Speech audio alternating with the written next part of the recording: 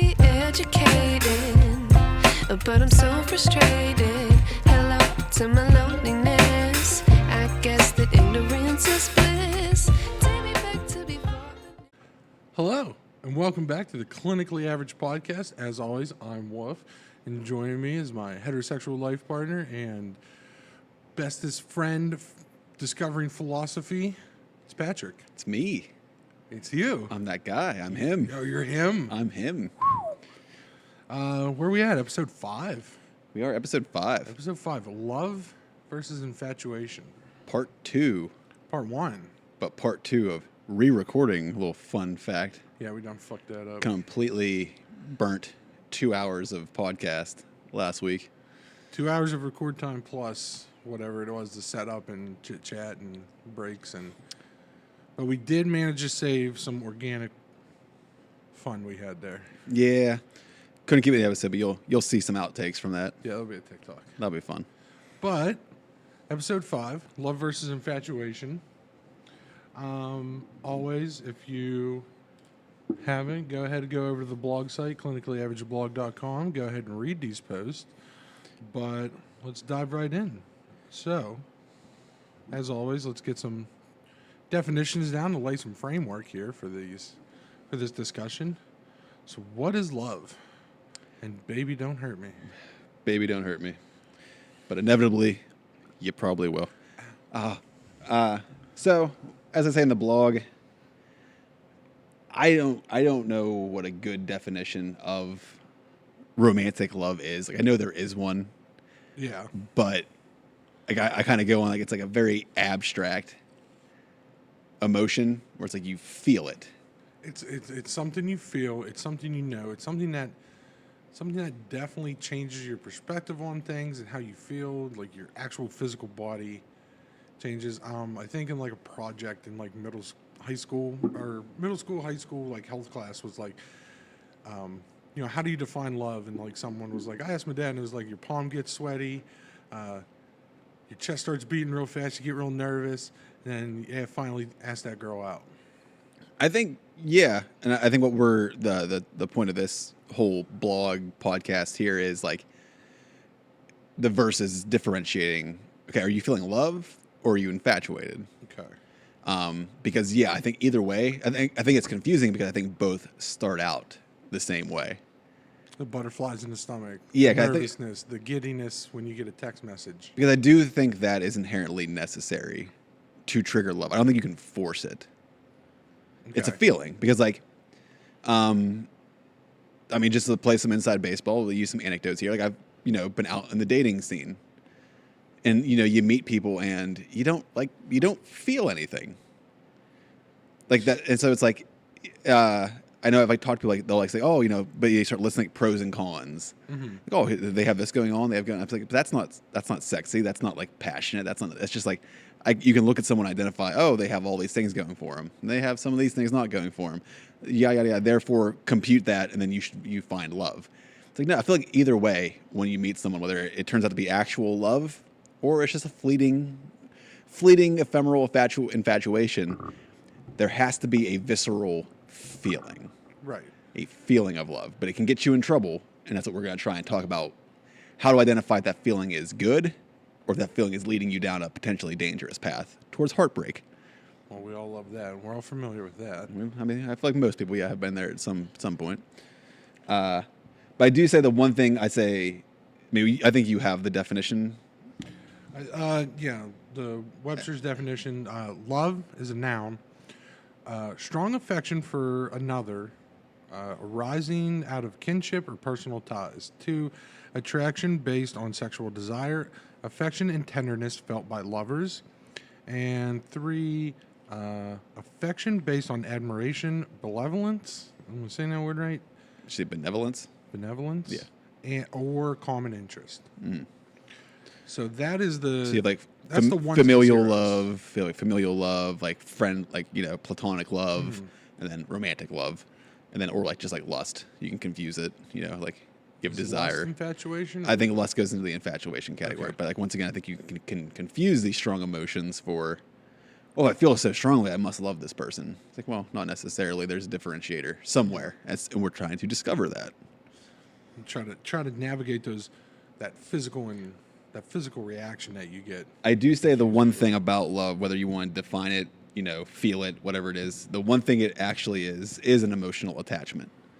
Okay. And that's the best way to segue into the idea of attachment theories. So what's attachment theory?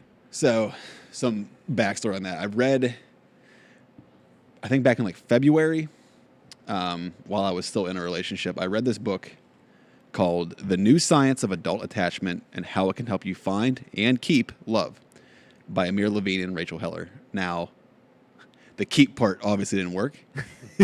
6 months single. So the keep part did not work. But the book was not a waste of time. It taught me a lot that I have taken with me going forward. It's become like a sort of like Bible of sorts, like dating Bible. There's so much information on these kind of things. And then you go down the rabbit hole of attachment theory and like The Hitchhiker's Guide to the Galaxy of Love. yeah, it definitely, you start to see dating and relationships very much in a different way. Yeah. After you read about this kind of stuff and you start to say, oh, you can like, I use like the example I tell people in the blog, like, and I'll tell here, like, look into this stuff and try and identify what you are, what we're going to list these out here. But then like look back at your previous relationships, you can like start like identifying this. Oh, so I can probably guess what my ex-partner was or my ex-girlfriend or boyfriend was. Mm-hmm. And like, oh, I was this way. And you can kind of see why your attachments either didn't work or, No, definitely after learning these different theories and having this information on me now, I've definitely looked back and recounted previous relationships and how actually accurate it is that how we fall into these different categories and how they mesh and how they don't mesh together. Mm-hmm. And you definitely see like all these trends and like things we're about to talk about and just how actual, like, so accurate it is, I guess. Yeah. Like it's almost scary. Like, for me, I had like I would identify myself as a hopeless romantic type. Okay, yeah. And a lot of the research I've done over the last 6 months is like this like scientific breakdown of love. And it's like, it's so debilitating for me as someone who's been that way my entire life, where like, I love love. I love the idea of it. I love the concept of it. But now that we've broken down this human emotion into ones and zeros, it's just very like, have the playbook. It's like so robotic. Yeah. It's like playing like mental chess with people. Like it's like this very like psychology 101 type shit where it's like, oh, you say this, therefore I can tell this is what's going on, or I can read you by certain things you're saying or doing. I can make a very informed guess about your attachment styles and like why you have that attachment style and like what caused that. Like it's you, and it just like that takes a lot of the romance out of it. Yeah. Because it's like, oh, I'm just kind of psychoanalyzing you by everything you say. It is the game of love. Is what this is. Love has changed in the modern era. You can't risk it the same way. Calm down, Bill Belichick. No. But good call ahead there. So actually, to get the cliffhanger over here, well, let's talk about these for the people listening instead of just assuming they know. So there's technically 4 attachment styles, but there's 3 big ones, 3 major ones, and the 4th one's kind of a complicated one. But we'll go with the big 3 first, then we'll talk about that one. Okay. So first one, this is the one you aim for. This is what you hope you are. This is what you try to become. This is what we play for, is to be secure, the secure attachment style.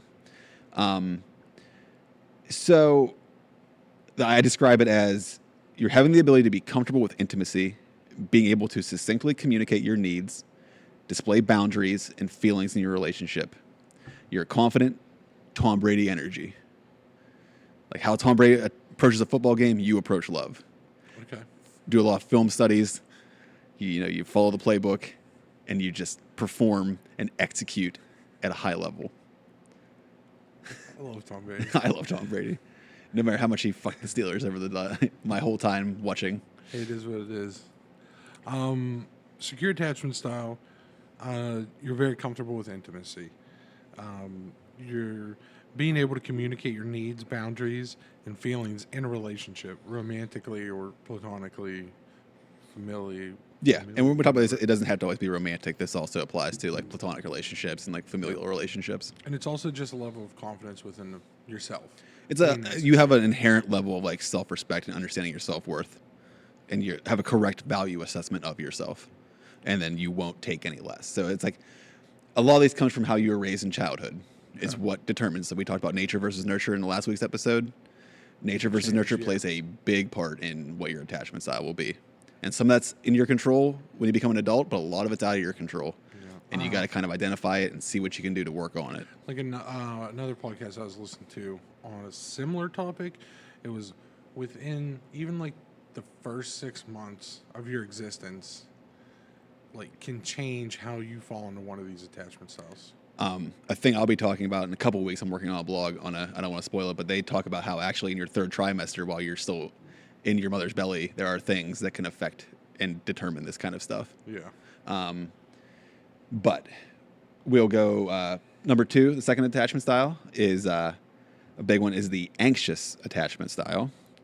And how I describe this is you're someone who inherently struggles to be secure, but sadly and ironically are the ones who crave love the most. But this love is typically sabotaged by their fear of abandonment, mistrust, and feelings of low self-esteem or self-worth. Okay. So I feel like most hopeless romantic types fall into this category. Yeah. Consistently worried and anxious about, am I ever going to find love? And then if you have love, can you keep it? Can you control it? Can you keep it? Can you maintain a relationship? Can you keep that love? Yes. And then the third big one is the avoidant attachment style. And I describe this one, it's almost like the opposite side of an anxious attachment style. It's like two magnets, pushing each other away when you flip them backwards. It's because a lot of the trauma that they would have that would determine this is actually similar, and it stems from similar issues, but they express it in the opposite way. So whereas like an anxious person has, abandonment issues. Mm-hmm. So their thing is to latch on to the person. They don't want to abandon them. Where an avoidant person also has abandonment issues, but their idea is, I'm getting out before they leave me. I thought that was anxious. No, avoidance is the one who avoid. They avoid the problem. They run. Get out before they. Okay. The avoidant runs.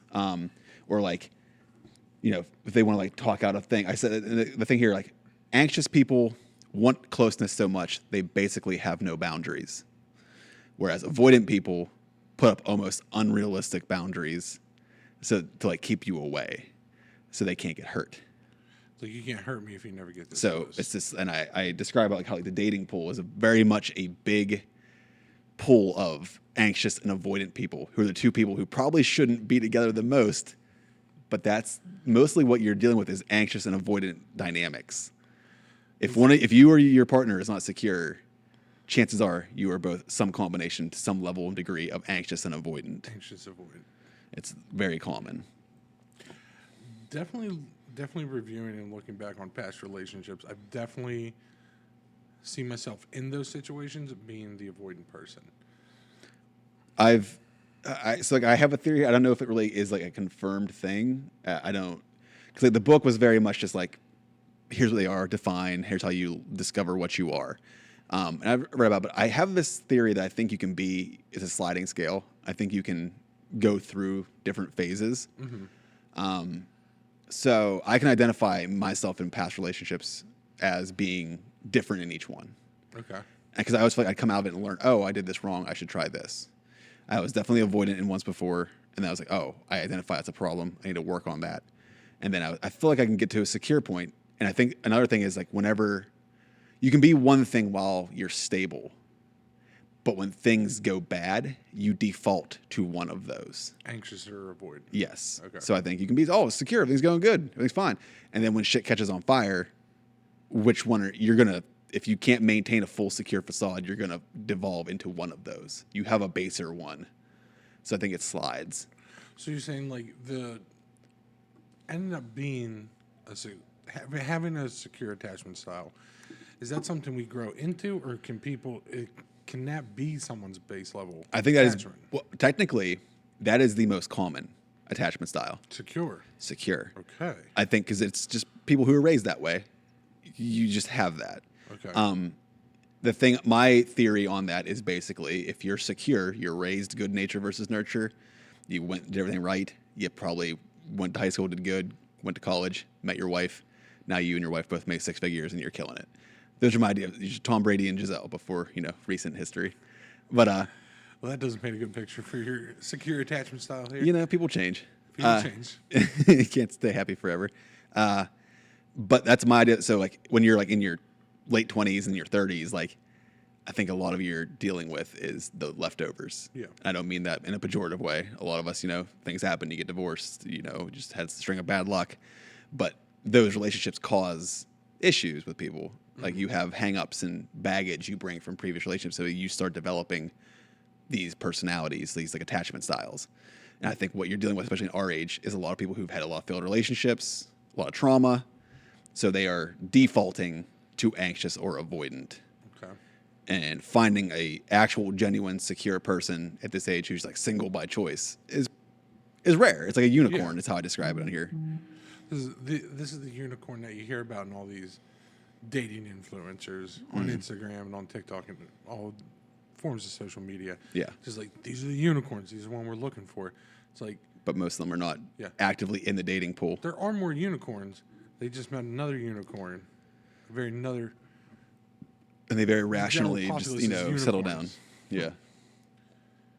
Yeah. I don't want a unicorn. So I said I should, like, what causes these attachment styles would be a good way to elaborate. So, like, secure is, I basically describe it as a child, you wanted something, you got it. If you were, needed punished, you were punished in a reasonable manner, not like overly punished. Like, your parents were there. There was no doubting, like, that you were loved, that you were taken care of, you were secure. When you had emotional needs, Yeah, both physical, physical, emotional, mentally, like all the when you had a need, your caregiver showed up for you. yes, and it consistently showed up. For you. Anxious is basically where it's hit or miss. Okay. Like, you cry one time, your mom comes, you cry the next time, she doesn't come. And it's like, it's not like malicious. It doesn't have to be abuse. It doesn't have to be any of these kind of things. It's just like, hey, maybe mom works 2 jobs and doesn't see you as much as she would like to. But it's going to cause in a child, like, abandonment issues or, like, trust issues. Right. So whatever, Even if it's not malicious. So whatever the causation for the inconsistency isn't necessarily the issue. The point that we're trying to push forward is that the inconsistency was there. Mm-hmm. You had a mental, physical, or emotional need, and your caregiver sporadically showed up for you. Yes. So to fill those needs. Now, the avoidant is you take that another level where they are their needs are consistently not met. Okay. So what this does is where the anxious person, they get a taste of it and they want more of it. Because it's nice. It's nice. They like this, but It's a I want good to feeling. have it consistently. I want more of it. So they latch on to whoever is maybe just drip feeding them attention. They'll take that as it's like a drop of water in a desert. Take any hit. They can get because they're just like, I like this. I want to latch onto it. The avoidant person inherently doesn't trust it because they've never consistently had it. So they avoid relying on people, avoid, expecting anything from people. Mm-hmm. So it is very much a defense mechanism to, like, I'm going to protect myself at all costs, and I'm not going to get close to anybody and give them any ammunition to use against me. Because I don't want to get dependent on that drug. I'm actively avoiding dependence. Like, I see the anxious person. I see the anxious person chasing me. And I don't want to end up like... The anxious person is prone to codependency, where I don't want to be an attention avoidant junkie. is prone to, like, a toxic level of independence. And that's definitely where I see myself falling in. And a secure person, finds that healthy balance. Yeah. That's the idea of this, where it's like, I look at it as essentially like the secure is like, healthy balance of all this stuff. Avoidant is way too far in, like, the toxic independence, and anxious is, like, I said the anxious one is so tragic because they want it. And they like these, like, level, like, they want love, but, like, they don't realize how much they're, like, hurting themselves. To get it, to seek it out. Yes. How much, like, how willing... It's that... It's like, how willing is an anxious person to throw away their boundaries or put down their own needs just so someone will accept them. for that hit? But then they're ironically giving up their own self-respect and self-worth. It's the cliche of, like, you should learn to love yourself. Mm-hmm. Both avoidant and anxious need to do this. They need to love themselves. That's what's causing these. But the anxious one is, like, kind of tragic because it's like they just want love so bad, and it's just like, oh, like a little lost puppy. Whereas the avoidance, like, kind of like like a cat, just kind of like off on its own. I'll come to you when I need you. Where fuck you, feed me. But for the just fuck you and feed me and clean my shit. And then like you as oh, you're so sweet. I feel like everyone, if you own a cat, you have an anxious avoidant attachment. Oh wow. So you're Dogs are inherently anxious attachment styles. because they're just They need you at all times. I won't be there. I love you. Please. Where You're cats sitting are on the couch. I love sitting on the couch. We're gonna go in the kitchen. I love walking in the kitchen. But then cats barely ever need your attention, and when they do come, you're like, oh, it's so sweet. It's so cool. Like it's then you're like, it feels more important It does. when the cat's choosing me. Whereas like that dog will love me no matter what. You kind of take it for granted. So you can do little thought experiments. If you're a cat owner, you're the anxious chasing the avoidant cat.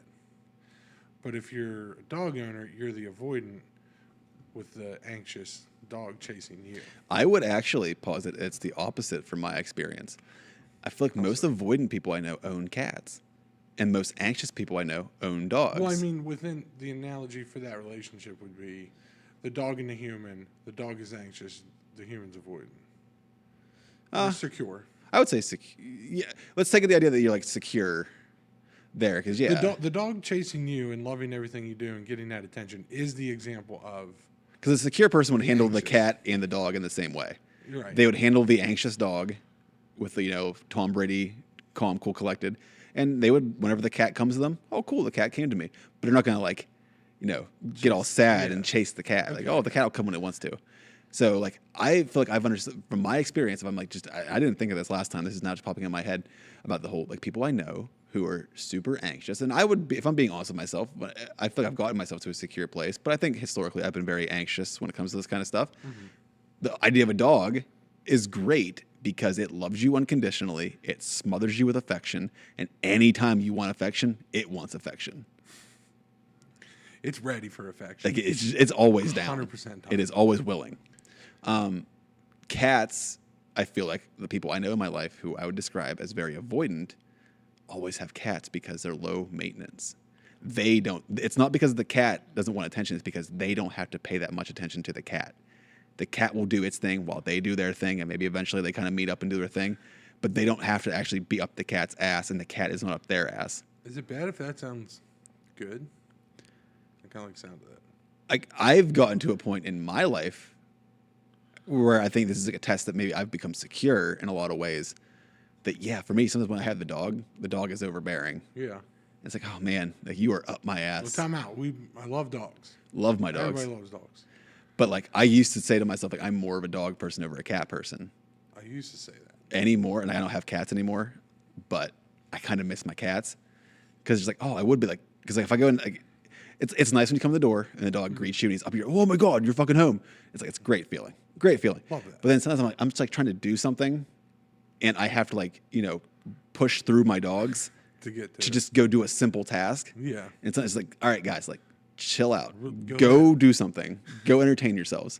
I'm trying to do something here. Like my cat, like I'm I like, can't. I love you. yeah, like I'll be trying to even like read a book and my dog just like dog piles me, like starts headbutting me and shit. It's like, all right, dude, like sit beside What are you me. doing reading? I love when you read. Sit beside me. We're good.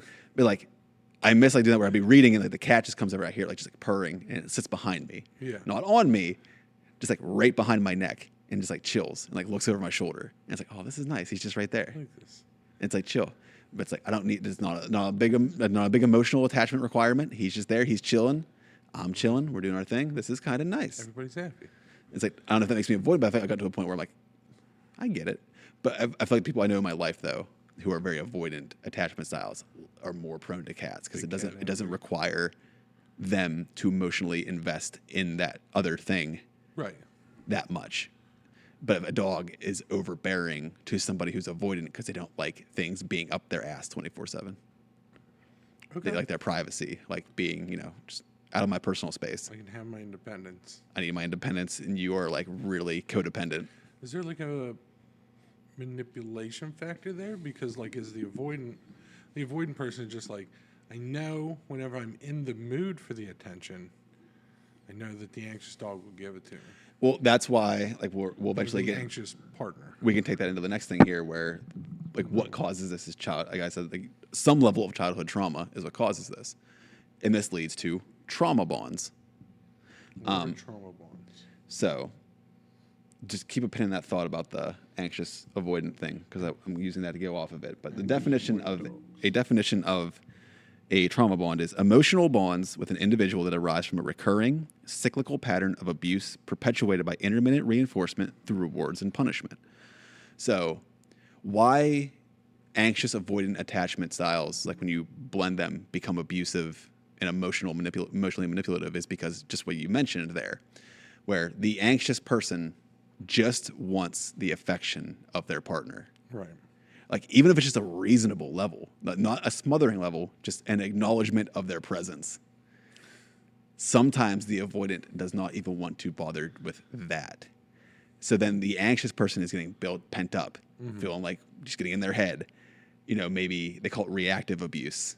The anxious person might start getting like very passive aggressive or like making shitty comments because they're just looking for any kind of attention at this point. Even if it's bad attention, they just want that person's attention so bad. Because the avoidant person is just kind of drip feeding them attention when they want to. It's on their terms. But that's not enough. That's not healthy.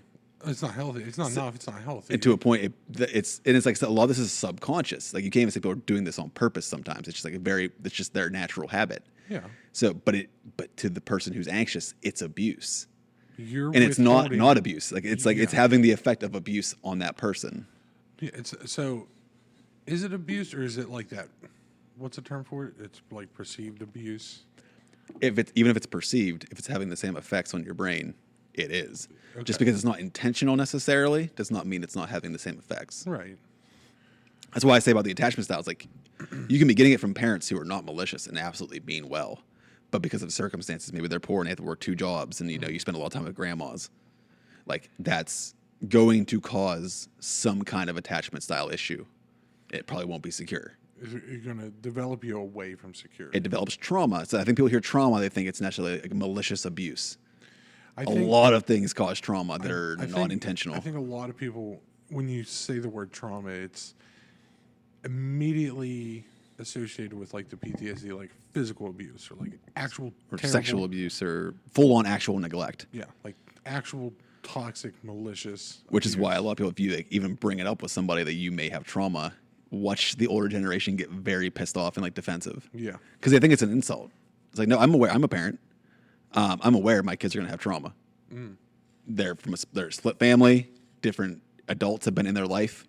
Step parents, stuff like that. No one's doing anything malicious to these kids, but it's going to have an effect. Yeah. I'm aware of this. And when they get older and tell me, I'm like, yeah. Sorry. I'll do my best to work on this, and hopefully we can get. But like, there's stuff that's happened in their young life that's going to cause them trauma, and I'm aware of it. It wasn't malicious. It wasn't. No one intended for it to happen.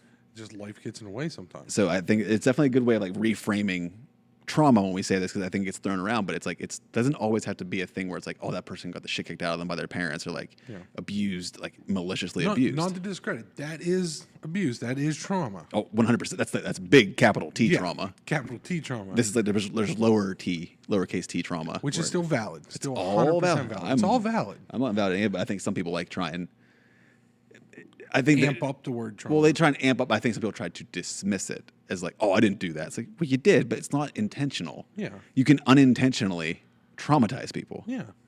But it doesn't mean that person's a pussy. It doesn't mean you're malicious. Doesn't mean I'm evil. Yeah, this is just how the world works. Things traumatize people, especially when you're a young, impressionable child. Very much so. Like, watching a violent movie when you're too young is traumatizing, can be traumatizing. I still can't watch The Exorcist. Yeah, there's certain movies I should not have watched as a kid. 100%. There's like, intrusive thoughts I'll still think about. Like, oh man, that fucked me up as a kid. I shouldn't have watched that. Probably never should have seen the Girl Gone Wild commercials at 3 a.m. Yeah, I shouldn't have been up watching, I probably shouldn't have been up watching South Park when I was like 9 years old either, and then leave the TV on.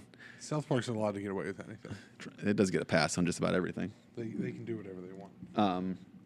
But I gave you the definition of trauma bond there, and I use a pretty good example. It's I'm going to give a safe search warning here, a parental advisory warning, because this might get a little steamy. There's a parental advisory on every. We're gonna episode. We're gonna talk about the idea of makeup sex to elaborate on how a trauma bond Earmuffs. works. So, essentially, when you're in a toxic relationship, your brain becomes addicted to the extreme highs and lows. It's like, why do you think people like makeup sex? It's the roller coaster ride of being at your lowest due to whatever form of abuse you were subjected to. Then you're having the ecstasy-like chemical rush of physical intimacy, all the oxytocin running through your body. You switch between a state of despair to anticipation of being rewarded, and then to blissful ignorance after you've received your reward for all of the pain and obedience. The cycle repeats, but the gap between the abuse and the reward stretches further. The victim becomes a drug addict who blames himself and rationalizes that he needs to try harder or be better to get the next hit. This is when your brain just goes full cognitive dissonance, disassociating. You're just living in this like shit, but you're going to keep justifying it because you get a little hit of your drug every once in a while. That's a trauma bond. Well, you just made that sound real sadistic. You a little hot and bothered? No, I'm fine. Fine? You good? All right. Shake it off. Whatever you're into.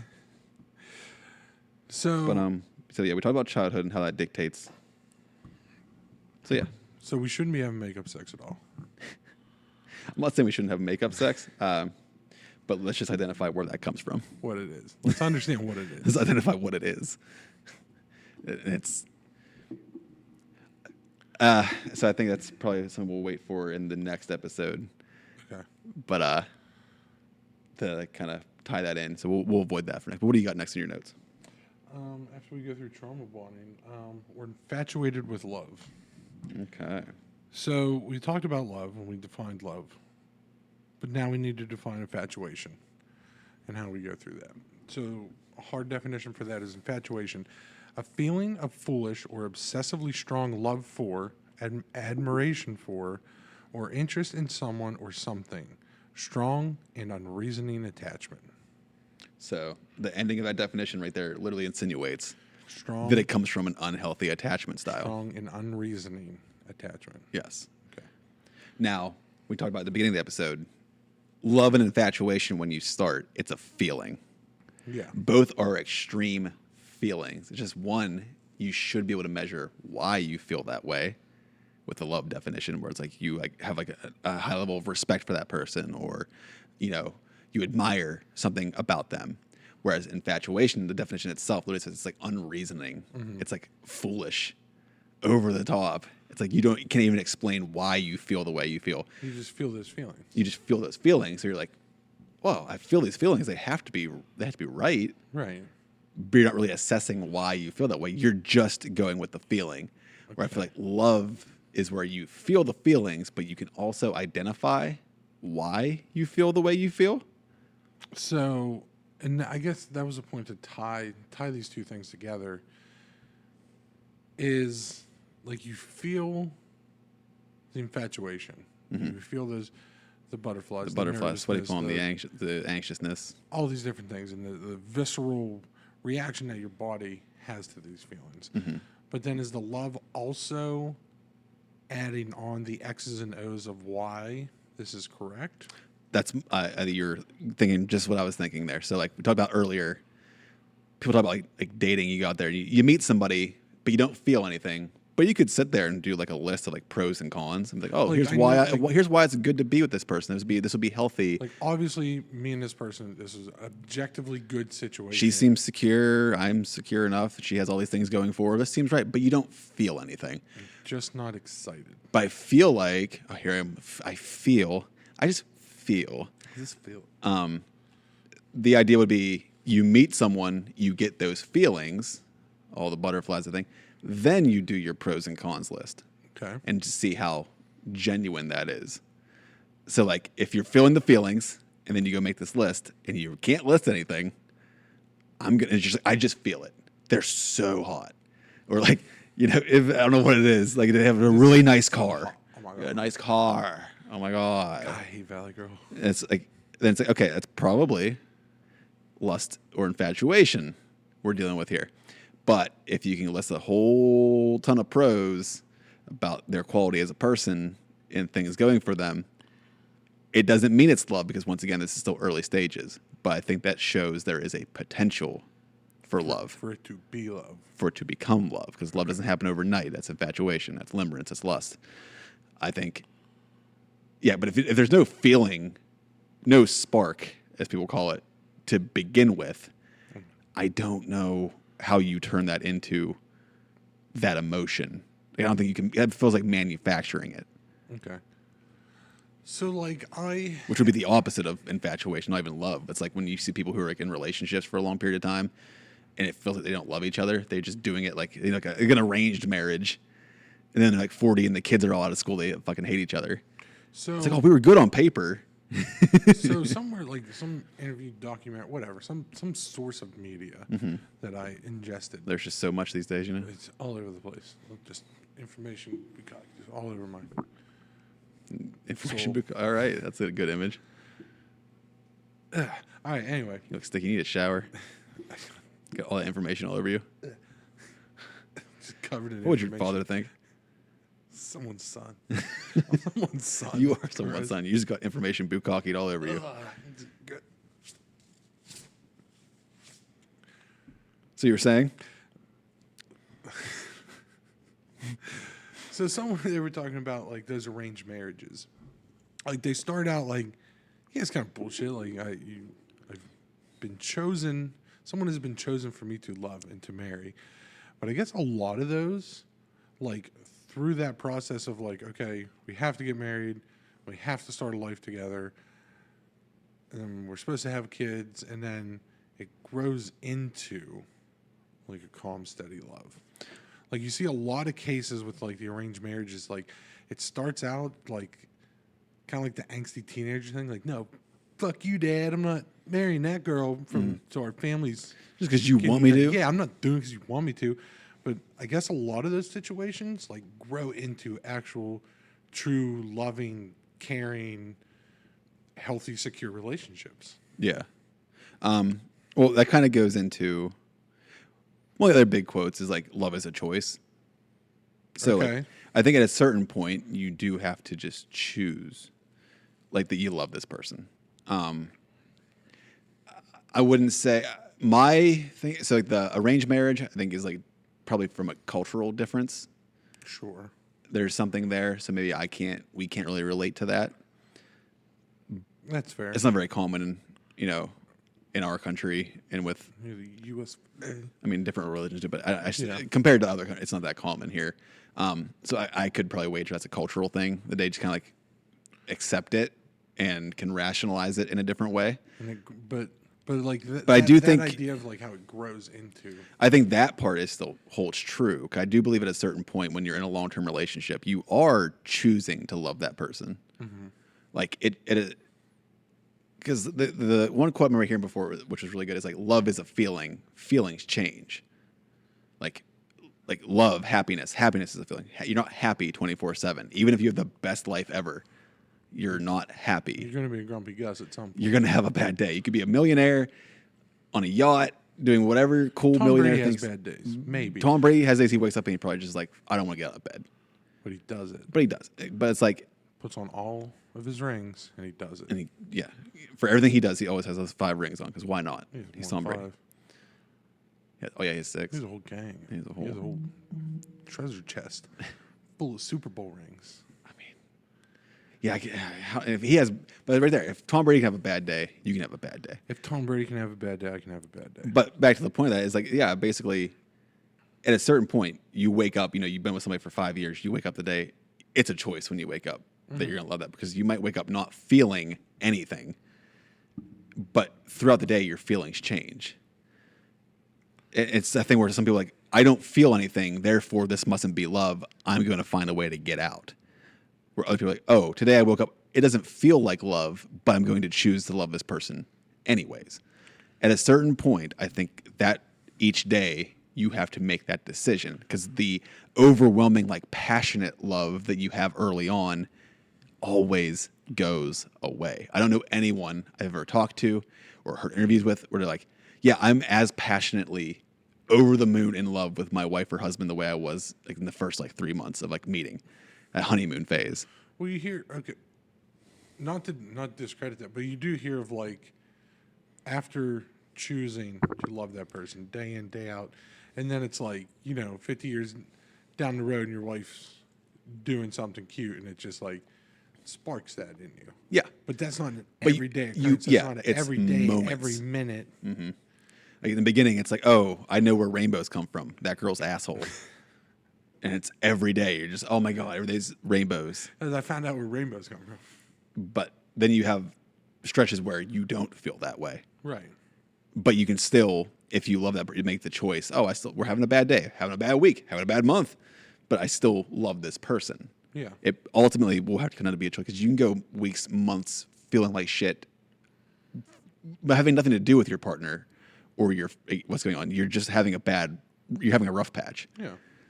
Like feelings come and go, but that's why I say like love is a feeling, happiness is a feeling, sadness is a feeling, hate's a feeling. Okay. These So things alternate. You have to like choose.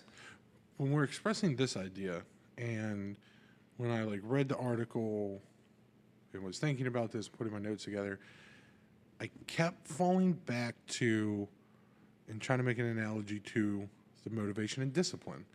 Like the infatuation is the motivation. Wow, I have these feelings. I love this. This is great. Yeah. I'm getting up. I'm going to the gym. I love this person. I love to see them. They make me happy.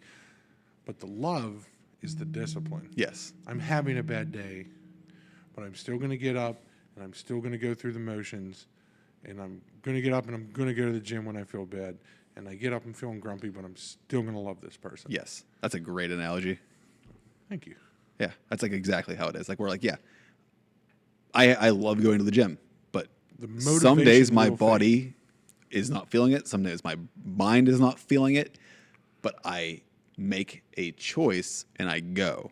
And much like being in a long-term relation, there's days you wake up or I'm in a bad mood. We got in a fight the night before, but I wake up and it's like, I'm kind of in a bad mood, but I'm going to choose to still get up and put coffee on for her Yeah. because she likes coffee. And it's like, that's a discipline. Like I wasn't fueled by motivation or infatuation in that moment. I was fueled by discipline and love to go against what my body and brain is telling me and doing what I think is the right thing to do. Just putting in the time. Get a scoop pre-workout in you and put the coffee on. Yeah. That seems like a lot of caffeine. Pre-workout and coffee. I mean, they're two separate things two analogies running side by side here. You're not drinking pre-workout and coffee. In one scenario, you're drinking pre-workout. In one scenario, you're drinking coffee. What if you put a scoop of pre in your coffee? We're getting off track. That sounds dangerous. We're getting way off track and into cardiovascular. But maybe genius, because like those are two things people are obsessed with. Coffee, pre-workout. The markets are huge. What if we make them fuck? And make a baby? Oh, copyright. You can't steal that and copyright that. That's my Right idea. now, I'm copyrighting it That's right our idea. now. Write that down. Write that down. Get your lawyer on the phone. We don't have a lawyer. See, don't tell them that. We have lawyers. It's good. Holy fuck. Clinically average caffeinated beverages coming soon. Caffeinated fuckhouse. I don't know. Write that down. No. Write that down. We can't sell that. We'll self. You can still write it down. I'll still write it down just in case. So if I'm not... So if I wake up and I see my girlfriend and I'm not just overly excited that she's there with messy bedhead, does that make me a bad guy? No. Am I no longer in love? No. That's the point I think we're trying to make here is like, at a certain point, that's what love turns into. It's normal. You are, and for me, I like that. Like that's what I want in a relationship is like the normalization of it, where it's like, oh, this person I thought was the most beautiful person on the planet when we first started dating, because you're always like keeping yourself in perfect, because you're seeing each other less, so it's like you can always just be in tip-top shape. That's fine, but it's like that. I'm gonna tie it back into a cheesy Drake quote where he's like, sweatpants, no makeup, and your hair tied. He's like chilling with no makeup on, and it's like that's when you're the prettiest. What does J. Cole say? I want to fold clothes with you. Yeah, like those are the things. Right for me, it was like that's more intimate to me. Waking up with me to the person I love beside me, snoring like a wildebeest with bed hair, and it's so like, hot. oh, this. Like, but to me, that's what you're aiming intimate. for. That's That's what I'm real. looking That's for. real, genuine connection, not going to bed with a dress and full makeup on. That's not real. do we talk about here the next one? But it's like how much you can, like when you're dating someone, like how much you can be on your best behavior that's next. and look the best for a certain amount of time. But when you get that actual connection and you're existing with that person through ups and downs and goods and bads, and that is like the discipline that we call love. Yeah. Like you're going through the moments when you don't I guess I tied it to like that Shane Gillis stand up where he talks about like when you're like dating at first, My sweet angel. but then like how it goes where he's like, first you're like you're having loud sex, and you're yelling, and it's crazy, not living together sex, and then you go like 6 months later, and you're just sleeping with some lady, and there's like unfolded laundry laying on the bed beside her. She's like, "Ow, you're on my hair." It's like that's what it turns into. Belly belly. Just belly to belly, and there's unfolded laundry surrounding you on the bed. That's love. That's love. That's a good long-term key hallmark of a good relationship. Yelling obscenities at each other when you're at each other's apartments once a week is not love. That's don't know. That's undetermined. Super cool. That's cool. It's pretty cool. But you can't confirm or deny what it is at that point. We don't even know. We don't even know what it is. What it is. But what we do know is that it's not love. Where's love? It could turn into love. It could. That's what I mean. You're at a point where I can't fucking figure it out. You have to determine. Like you have a window there where you gotta kind of determine what it is. So we're trying to figure out. So we want to. I think. Well, yeah, that is the next part. But we do figure out. How do we see past infatuation? Right. So both of these things start out very similar, maybe if not the same thing, that infatuation process. Like we said, you're just gung-ho, you're excited, your phone goes off and you're hoping to God it's a text message from them. You're happy to see them. Mm-hmm. Your your world lights up. Your eyes light up whenever you see them. Yeah. All these great things. But that probably will fade. If it doesn't fade, it's probably another level of... Yeah, that's probably even like suspicious. If it's not fading. Like honeymoon phase is supposed to go away. Like it's like natural. You're supposed to like fight as a couple. Like it's actually healthy. You're supposed to have arguments. You're supposed to... Because that's how you get to know each other more. You have to go through adversity. So like if everything... Because like the idea is like if everything's all like sugar cane and rainbows for 2 years... Mm-hmm. And there's no adversity now, but then you have a fight like 3 years into it, and the whole thing just implodes. The candy house melts. Yeah, the candy house melts. The house of cards crumbles because the foundation was weak because you weren't testing the foundation. Like in most psychology, they talk about you should be sparring with your partner. You should be butting heads and arguing about things to try and figure out where your lines are, what you're actually valuing. And if there's nothing going on, if you've had this facade where you've had like a 3-year honeymoon phase, I would argue that one or both of you is not being genuine with the other person. Okay. Because I think that's something I ended up having, but I think a lot of that was me putting my head in the sand and not seeing problems. Avoiding conflict. Avoiding conflict where there's parts where I probably could have started more conflict, but kind of just let it go. And then but then once I started actually pushing back, now we've already established I don't push back. Things just happen. Yeah. And then when I push back, this is an actual problem, then it became this like debilitating thing. So I think, if there aren't fights and it's honeymoon phase for 3 years, you're living in a delusion. There's some delusion going on there. If no one has boundaries either way for years, like we're talking time periods of years, what are you setting the stage for? Because then when you do want to set a boundary, when you do say, hey, I'm not comfortable with ABC. Yeah, I'm not comfortable with you doing this. But it's like you were comfortable with it for 3 years. But it's like, I wasn't comfortable. I just kind of was burying my head and avoiding the conflict. Yeah. So what spurs on that change? Because you're falling out of love? It wasn't love? It was just infatuation? We don't know. Yeah, that's the determining factor. Or it's like one person loves the other one, but the other one doesn't love them back. Okay. You have that kind of dynamic that will happen too. But a lot of it comes back to like the trauma attachments, where I always say like a lot of it is the anxious avoidant thing, and it's sometimes it bounces people off real quick, but a lot of times those relationships can last a very long time. This anxious avoidant dance. Yeah. Like, the gaps might get longer where the avoidant is drip feeding them for a longer period of time, but eventually the anxious person catches back up to them and they rope them back in, and they're both on their best behavior for a little while. But then it happens again. The avoidant starts pushing away, and then they chase them, and then this dance just kind of keeps happening. That isn't always malicious, correct?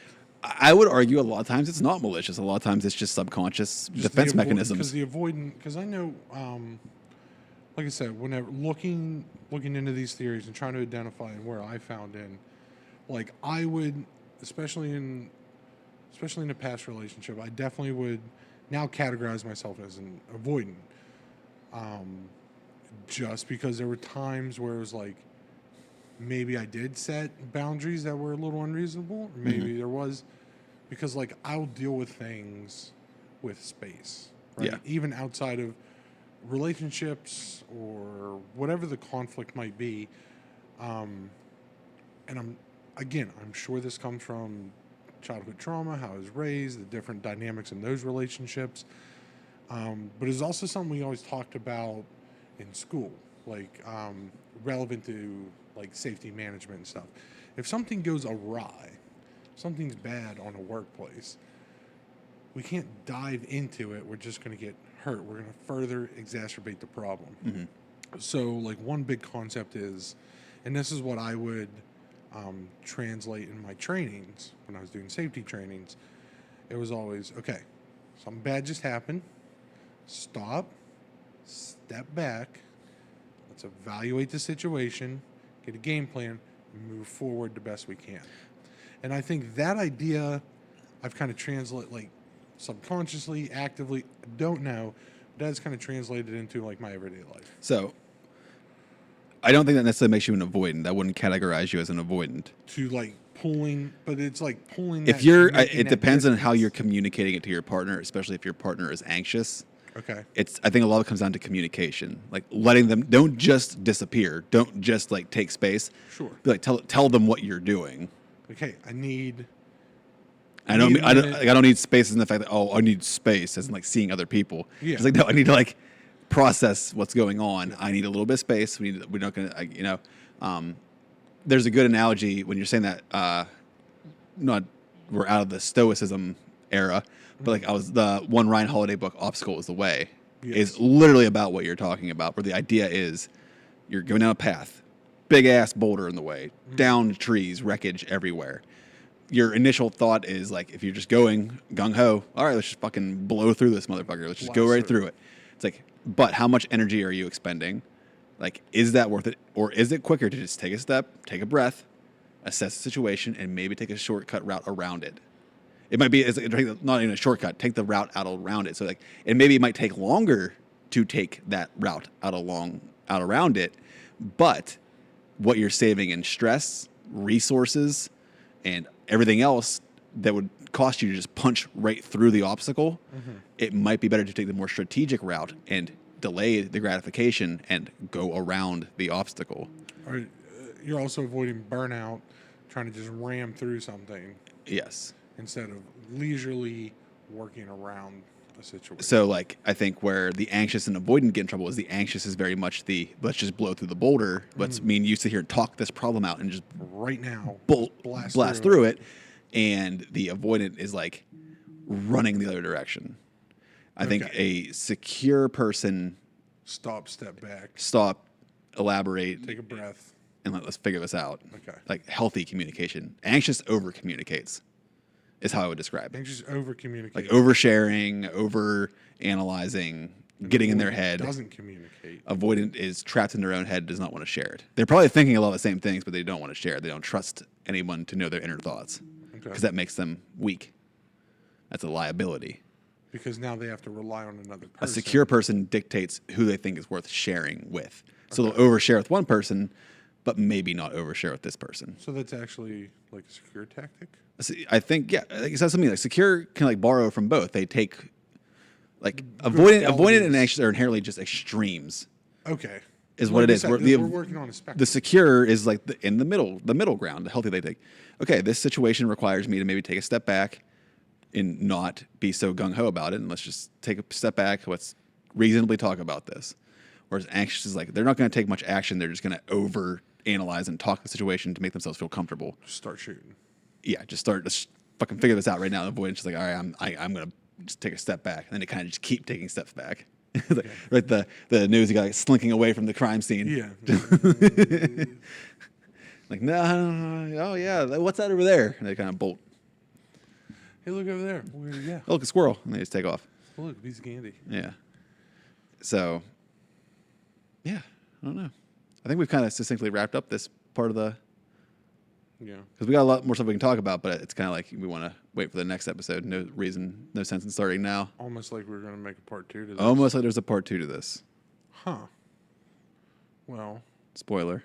for now, they could probably go like, share, subscribe, and show their stepdad, Terry, Yeah. the super cool podcast that they're listening to. Show your stepdad Terry.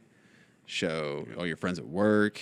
Yeah, even if your stepdad Terry did drink all your Mountain Dew, like, be the bigger person and show him, like, hey, there's this really cool podcast called the Clinically Average Podcast. And maybe it'll help These stepdad two Terry. very handsome, bearded men that maybe you could learn something from. Yeah. But it's on the internet. It's on on the internet, it's out Spotify. there. It's on YouTube. It's on Apple It didn't cost Music. anything. It's literally $0. Literally free. Literally $0. And it makes us super Dollars. happy. And you trigger our anxious attachment style by not supporting it. Yeah. Yeah, you're the bad guy. Don't You're abuse- the bad guy not supporting. Don't the abuse podcast. us. Don't abuse. That's abuse. I'm being abused. I'm leaving. I'm traumatized. I'm disgusted. This is over.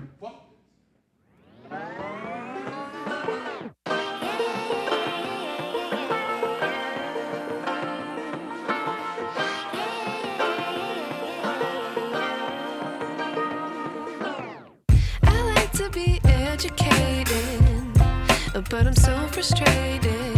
Hello to my loneliness. I guess that ignorance is bliss. Take me back to before I knew.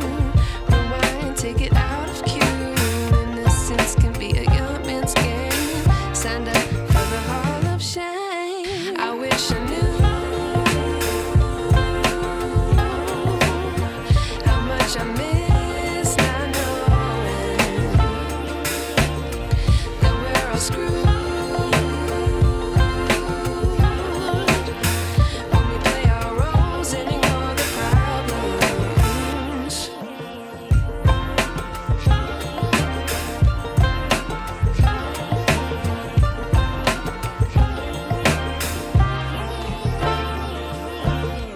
I like to be weighing my patience. Stay up, I feel so outdated. How can we look the other way? Sun is out, but the sky is gray. What would happen if I took a chance? It's always hard at first glance.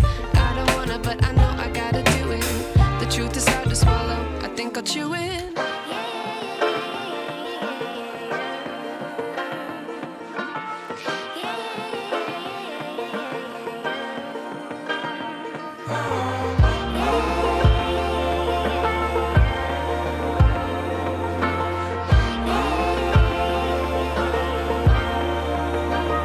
I wish I knew